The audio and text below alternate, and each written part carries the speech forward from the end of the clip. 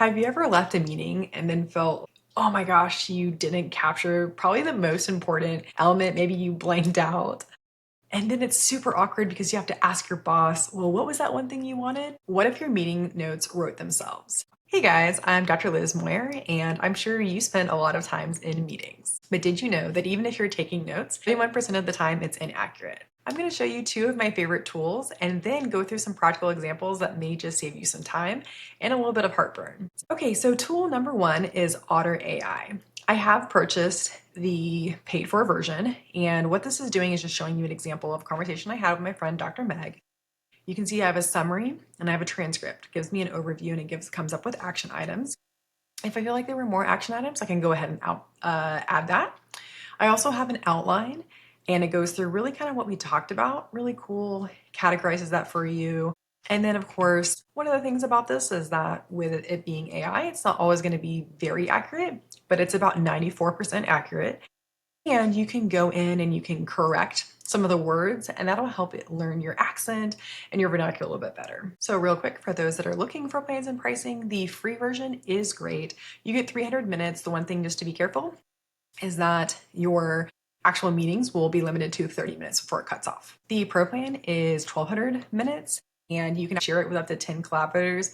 I really love it. And we'll talk more about practical examples next. Okay, switching over to Teams. We know a lot of individuals have this. And I want to just share something that some people may not know. Teams is a great note taker, but you have to make sure that you've created a meeting. So what I've done is I've gone in and done demo, made a meeting. I'm going to join now. Okay, so now you can see that my meeting is open. I'm going to go to the three dots.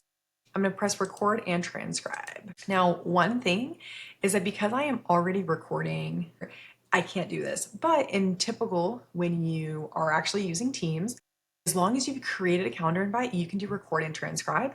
So it will create an audio and visual file, and it will write everything that the speakers say. So if you feel like the government is old school, 83% of Fortune 500 companies actually use Microsoft for note taking. Okay, so I promised that I would show you a couple of ways that this is really practical.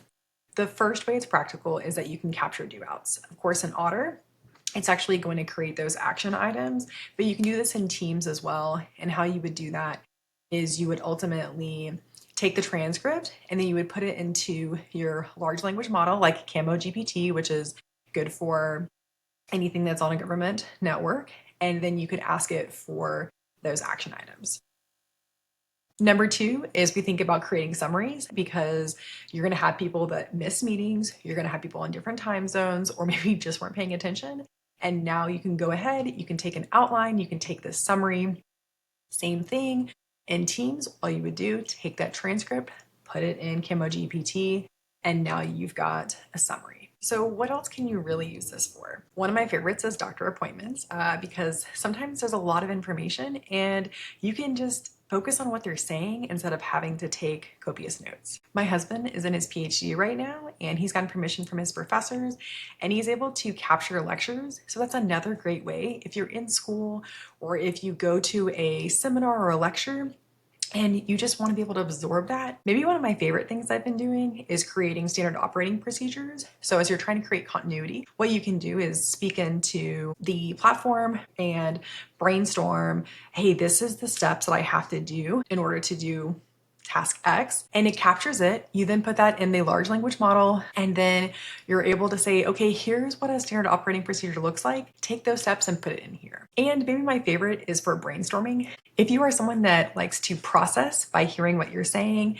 this is great. And it may save your team a whole lot of stress because you can speak it out loud, record it, and then play with AI and help you really get a little bit more granularity on what's important to you before you then tell your staff. I'm sure they wish I had done that earlier in my career. Some people who have asked some of the competitors, and they are out there. Some of them are paid for free versions. There's Fireflies, Scribe, Descript, Crisp. And to be honest, what I wanted to look for was two things. One, if I'm using it personally, what has the most accuracy, which I found to be Otter.ai. Two, if I'm actually using it on my government computer, then what's the thing that is available to me already, which is Microsoft Teams. I will caveat that even on the SIPR side, that doesn't exist. So for those in classified land, I am sorry. But I would love to hear from you how you're using it and if there's other tools that you have found to be really helpful, because this is just really an iterative process. We date these tools, we don't marry them. A couple of cautions as you go into this. Number one, AI will make mistakes. So be careful, especially if you want to make sure you don't get it wrong for your boss. Number two, recording requires transparency and the legal aspect. Make sure you know in whatever state you're in what the rules are for recording. So very important. And then number three, for those that work in areas where you do have to think about classification, extremely important. We do not want to have any type of spillage. Really the key takeaway I want you to remember is that AI is that intern, is that helper, and why not use it for note taking? If you want to take this to the next level, check out my video on how you can prompt AI to then take those transcripts and make it even better.